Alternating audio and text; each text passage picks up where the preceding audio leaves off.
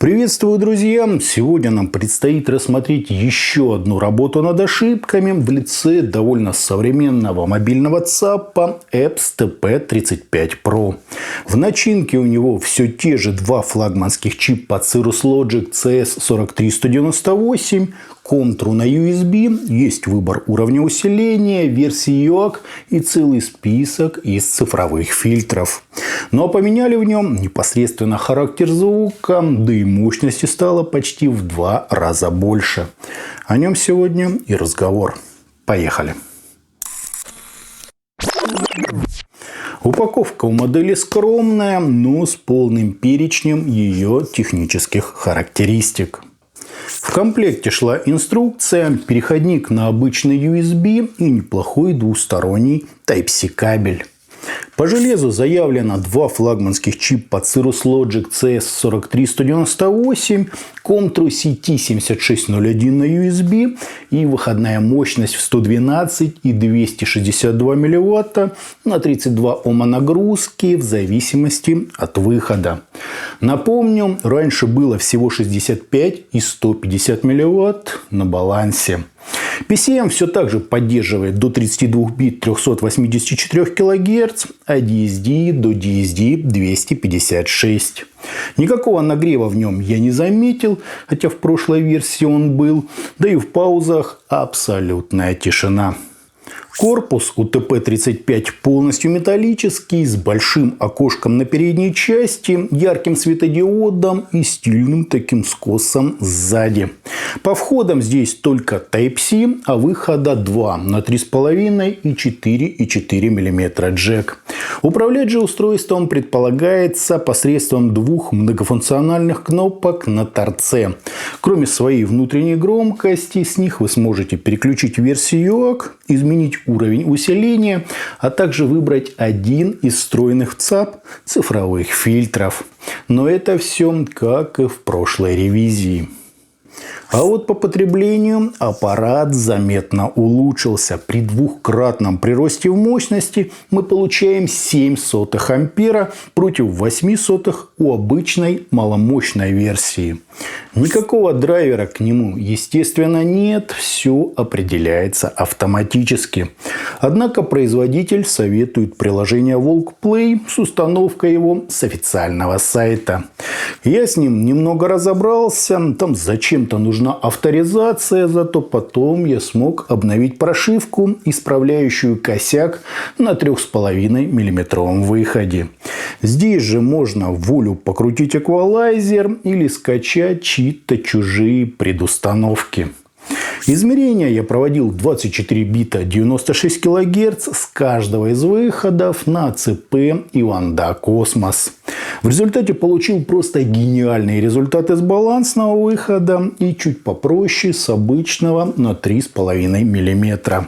Как видите, отличная кривая ЧХ, высокий динамический диапазон, шумы на минус 156 дБ, а искажения составляют всего 0,06% с уровнем в минус 132 дБ. На небалансном выходе тоже достойно минус 130 дБ. Интермодуляционные же искажения в обоих случаях составляют около минус 127 дБ. То есть все здесь не просто хорошо, а образцово-показательно.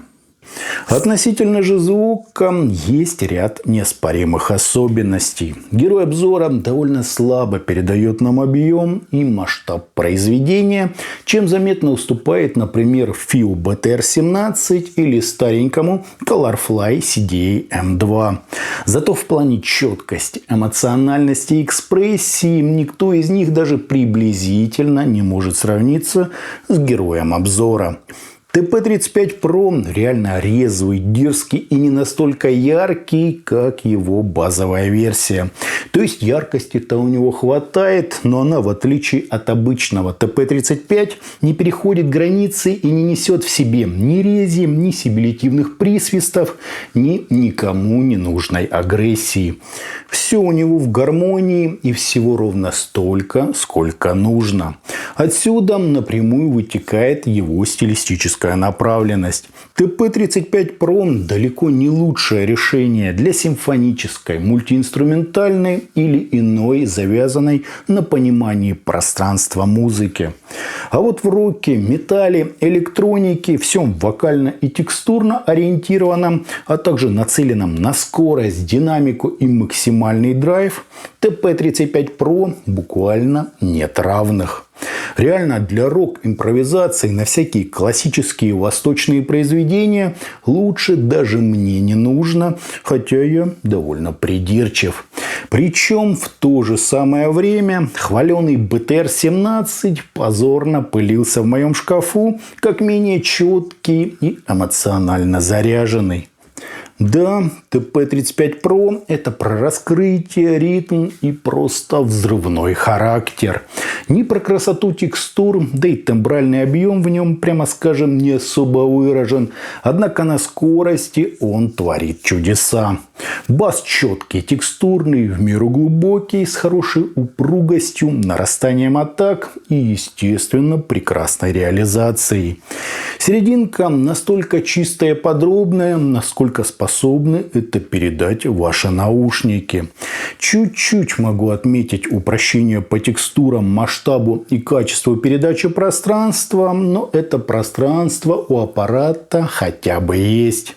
В прямом сравнении с куда более дорогим и нереально расхваленным FiiO BTR-17 существенных отличий я лично не заметил. Да, чуть другая подача, но ровно такой же уровень и возможности усилительного блока. Так что для всякой агрессивной, тяжелой и иной схожей по тематике музыки я бы точно выбрал героя обзора, а не перехваленный FiiO. Верха модель, как я уже отметил, излишне не подчеркивает, но и никак их не оттеняет. К недостаткам же могу отнести ее цену. Примерно в те же деньги сейчас доступен фирменный аудиоплеер Shanling M0 Pro, который тоже может работать как мобильный ЦАП, но имеет свой экран, батарею, Bluetooth-сервисы и комбинированное звучание, чем-то напоминающее и героев обзора, и FiiO BTR-17. То есть я бы с легкой душой перешел на него с ТП-35 Pro и остался только в плюсах. Здесь же отмечу, как ни странно, поддержку гарнитурного блока с 3,5 мм выхода. Немного решений, с которых реально можно позвонить, не тыкая себе ЦАПом в лицо. В целом, неплохой аппарат, экономный по питанию, удобный по управлению, но далеко не дешевый и по стилистике не совсем универсальный. Из более дешевых, тоже с поддержкой гарнитурного блока, у Epson есть ТП-13 с несъемным кабелем на чипе CB1300AU и выходной мощностью в 32 мВт на 32 Ома нагрузки. По звуку он не такой напористый, немного теплее, но в целом тоже хорош. Прекрасный вариант для тех, кто ищет что-то максимально доступное. Итогом мобильный ЦАП Epson TP35 Pro приятно выглядит, имеет высокую выходную мощность, низкое энергопотребление, поддержку гарнитурного блока, возможность обновления прошивки и выбора цифровых фильтров. По железу все тоже далеко не скромно, но за него и просят немало денег. По звуку же он очень резвый, четкий, напористый, без особого уклона в массу и объем, зато эмоциональный и в положительном смысле яркий. Все зажигательное по стилистике – это прямо его конек. При этом у него шикарные измерения, хороший кабель в комплекте и интересная такая расцветка в виде градиента. Для рокеров, металлистов и любителей всякой агрессивной электроники это то, что доктор прописал. Взрывной цепляющий характер, высокое разрешение, динамика и просто завораживающая прорисовка текстур. Не уровень стационара и не для симфонической музыки или какого-то акустически сложного джаза, но очень приятный аппарат. А на этом, друзья, у меня все. Это был мобильный ЦАП Epps TP35 Pro. Не забывайте про наши группы ВКонтакте и Телеграме, на которые нужно подписаться. Всем, друзья, добра.